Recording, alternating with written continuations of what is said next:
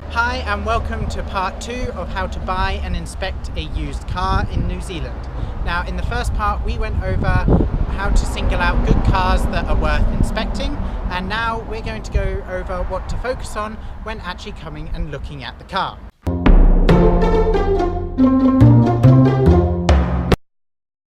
Okay guys, in this video we're going to be covering everything that we do when we're inspecting a used car. This is quite an extensive process and therefore the video has turned out rather long, so if you don't need to watch it all, there's an index in the description below with time signatures marking events throughout the video. So enjoy and subscribe for part 3. Okay, so when you come and see the car, then these are the things that you'll need to bring along with you. First thing, you'll need to bring a torch. Head torches are preferable, but if not, then just bring a regular torch. This is so you can inspect the engine compartments and the dark parts that you can't see in the car. Very important. Second thing, you'll need some tissue. This is to clean the engine oil off the dipstick and any other places like under the oil caps and other such like that. So bring some along. Third thing, you'll need a pen and paper in case there's anything you need to jot down. Maybe there's some questions that you want to ask the owner straight away, so make sure you bring something to write information down. And now the fourth thing that you could bring along is our checklist. So this will go over lots and lots of areas of the car.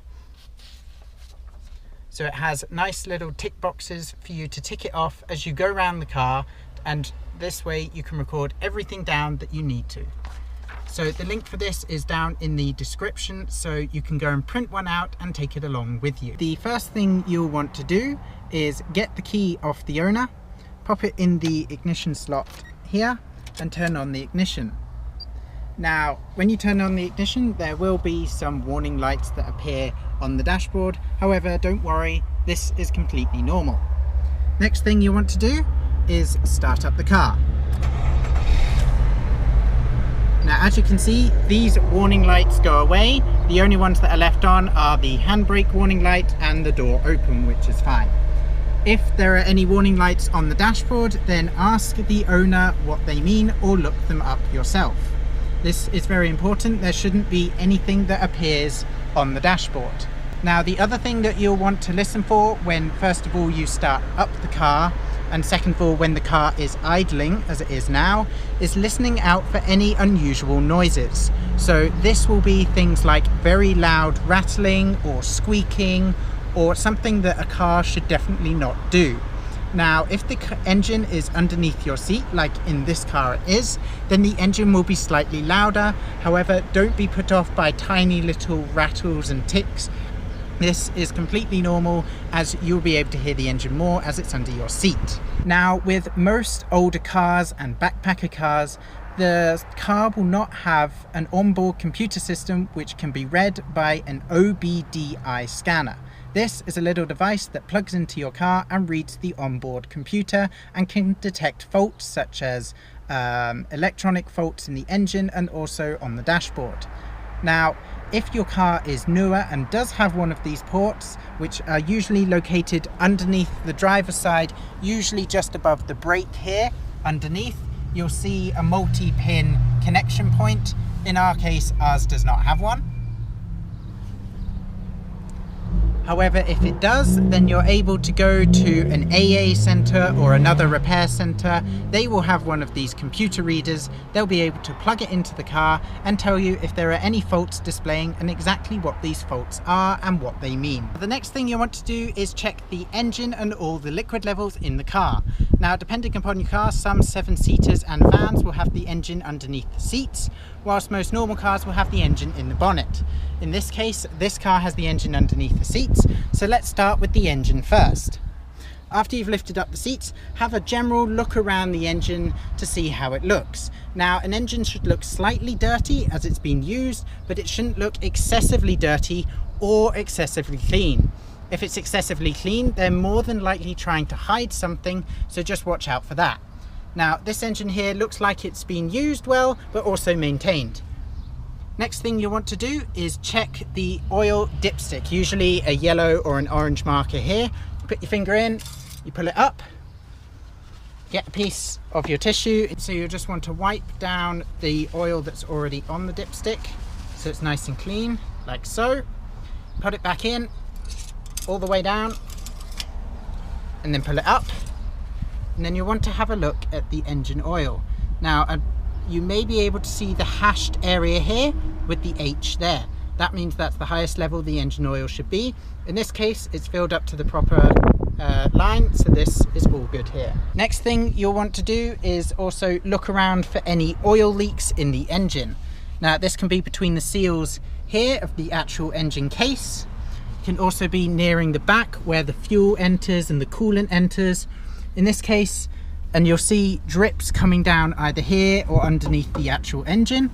In this case, it all looks good from above, but obviously drips go downwards, so you'll need to look underneath the car. Now don't be afraid to get dirty. You need to make sure you're buying a good car. So you go underneath the car, right, and then you look here, turn it the right way, there we are. So you look around here for any oil. Oil is usually, if it's new, it's kind of a brown color, and if it's old, then it will be a black color, and it will be dripping down usually onto this bit here or near in the front of the engine. You'll see it, there'll be drips coming off this or off something else. In this case, all looks clean. And if you look up in the engine, make sure there's nothing big up there either. In this case, it's all good as well. There we are. So now we're on the other side of the car. So on this side, you can check the other side of the engine case to make sure there are no leaks. Next thing you want to check is where the spark plugs are. Now here it's underneath the central console, but make sure there's no oil or anything building up around the spark plugs. You'll be able to see if there is, there'll be froth or very, very black soot. This is all good here. Next thing you want to check is where the oil cap is. So what you want to do, it's hard on, remove the cap like so and have a look underneath the cap at first. Now you want to wipe it with your tissue and have a look what the residue is on your tissue. Now it should be very clear and oily. If you have any white frothy substance or hard yellow substance, this means you could have an engine gasket leak. This is where something is leaking into the engine chamber and reacting with the oil or something else to produce a white frothy substance. This would be very expensive to repair. Another thing that you could also get, which is bad, are small little metallic flakes. This is where the pistons have been wearing down the inside of the engine because it's not lubricated properly. This means that your engine could be very worn out, and an engine repair is extremely expensive in any car. In this case, all is well. So what you want to do next is have a look inside the actual engine chamber.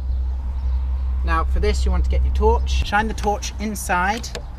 Now you'll be able to see loads of different parts. Make sure again there's no white froth or metallic shards inside. It will be oily and probably quite dark and black, but this is all normal. Just make sure there's no white froth inside. This is all good here, so let's put the engine cap back on. Now after checking the engine and everything else, what you want to do is ask the owner to start the car up whilst you're looking at the engine. Now what you're looking out for, does the engine jerk a lot when the car first starts up? Again, is there any ticking or very loud unusual noises?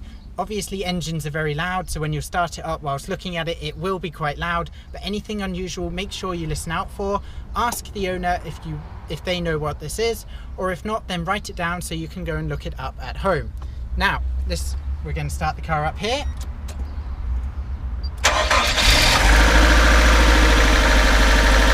Now as you can see, the engine did rumble a little bit, which is normal, but there wasn't excessive rumbling. There is no squeaking, the engine is ticking over normally, and there's nothing unusual about this. Next, you'll want to open up the bonnet and have a look at the liquid levels and the pipes. If this is where your engine is, then you can do everything all in one. So you open the bonnet catch, and somewhere in the middle there should be the bonnet catch. Lift it up, make sure it has a support, goes into the hole, and it's not going to fall down on your head. Now whilst you're here in the engine, the first thing you want to do is check the liquids. This here is the brake fluid. Make sure it's filled up between the maximum and the minimum. This is all good here. Next of all, you want to check the coolant. It will have coolant written upon the lid. This is where you want to use a torch. So as you can see, there's minimum and maximum written on the plastic, and the green liquid is lying between those levels. So that's all good there. Next thing you want to check is the radiator. So it will usually have a warning sign saying don't open when hot, so wait for the engine to cool down if it's hot. Otherwise it will just, all the water will just bubble out and spray in your face. So you undo this, pull it off. Now there's two things you're checking for here. First thing is you want to look inside the radiator reservoir. So you'll see there should be a fluorescent liquid. In our case it's green, sometimes it's red or orange. So as long as you can see it, then that's all good there. Second thing you want to check with a tissue is the inside of the actual lid. So wipe the inside of the lid down with your paper towel and look at the residue. So it should barely resemble water. There'll be a little bit of the colouring. Make sure there's no froth or anything else. If there is, then this can sometimes mean that something else is leaking into the radiator system and reacting with the radiator water, which is never good. So make sure there's none of that. In this case, it's all good here. Now, the wiper washer fluid is not vital to driving. Obviously, it just clears your windscreen. So if there's nothing in there, it doesn't matter too much. You can just put some in when you buy the car. Now, depending upon where your spare tyre is, sometimes it's underneath the car, sometimes it's in the back, underneath the boot. So just make sure that your spare tyre, wherever it is, first of all, is pumped up. Secondly, it has enough tread so that it's road legal if you do need to change it. Because obviously if you need to replace your tyre, you need to make sure it's pumped up and it's road legal. Also, you want to check the battery. Now, most batteries, most new batteries anyway, will have a date of when they were installed. So this was October 2016. So this is a relatively new battery. You need to make sure that the terminals, sometimes the positive's hidden under, the terminals are not chewed or worn out. Make sure they have a good connection on both the positive and the negative side. This is all good here. Then you also want to go around the engine with your torch and have a look at all the pipes. So make sure they're flexible, they're not going to crumble apart in your hand, and make sure there's no cracks or leaks in any of these pipes. So you go around, just make sure you can squash them and there's nothing leaking, and all the supports here are good. So that's all fine. And then you want to check for leaks as well. Now, check for leaks underneath where the liquid reservoirs are. Make sure there's no residue or nothing dripping. Run your hand underneath so you can feel if there's anything wet. Go all the way down. Make sure there's nothing there. So in this case, all is well. And of course, drips go downwards. So you can also check underneath the car to make sure if there's any puddles or not underneath the car or anything dripping off the metal bars. In this case, it's all good here. And then the final thing you want to check whilst you're at the bonnet is the support frame. Now, the support frame runs along the side of the car, along the front and up the other side. If the car's been in a crash, then these will usually be slightly twisted. Obviously the repair body shop will try and do their best, but they won't be as straight as when they come out of the factory. In our case, it's all straight, so this is good here. If the car has been in a crash and these are slightly crumpled, and that means if you have another crash, then these are weakened already, so you'll be less safe when driving. So make sure that this is all good. Right, next of all, you want to get the owner to sit in the driver's seat and you come around the back of the car and check the exhaust. You'll be checking for different coloured smoke. If it's thick blue smoke, it means there's oil burning. If it's very thick white smoke, it means you could have a head gasket leak. And if it's very thick black smoke, it means that the fuel going in the engine is not burning properly. All right, start it up.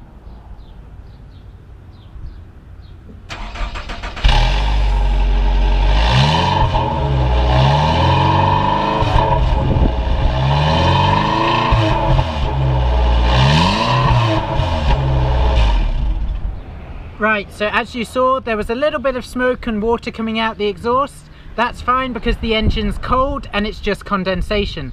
If it's very thick smoke, then this is something you should be worried about, but this all seems okay. So once you've checked the engine and all the levels, the next thing you want to do is check the outside exterior of the car. So you want to just shut all the doors and go around the complete outside. So what you're checking for is any major pieces of rust, massive dents, big scratches that could physically affect the structural integrity of the car. Now, most cars of this age will have small little scratches somewhere across the body mark, for example here, but they're nothing to be concerned about, or little chips like this. What you'll also be wanting to do is run your finger along the panel gaps, so where the doors meet another panel, and run your finger down. It shouldn't get any wider or narrower. If it has, then it means you probably have a sagging door or a part's been replaced but not very well. Now the next thing you want to check after checking the bodywork are the tyres. Now you need to check all 4 tyres for these. So first of all, the tyre needs to have enough tread in it. These tyres are very new, so they have a very deep tread here. Now to check the tread depth, there'll be a little indicator inside. If the outside of the tyre is the same level as this indicator on the inside, then this means that your tyres are going to need to be replaced. Bear this in mind for all the tyres. If there's any part of the tyre that is down to this level, the whole tyre needs to be replaced. And when you replace one tyre, you often need to replace both ones. So if it's at the front, you'll need to replace both the front tyres, and similar to the back. Make sure also, as you're looking at the tyre, there's no massive gouges or cuts, and obviously make sure that they're not flat either, because this could indicate a puncture. In this case, the tyre is good, so do this for all tyres and then you can move on.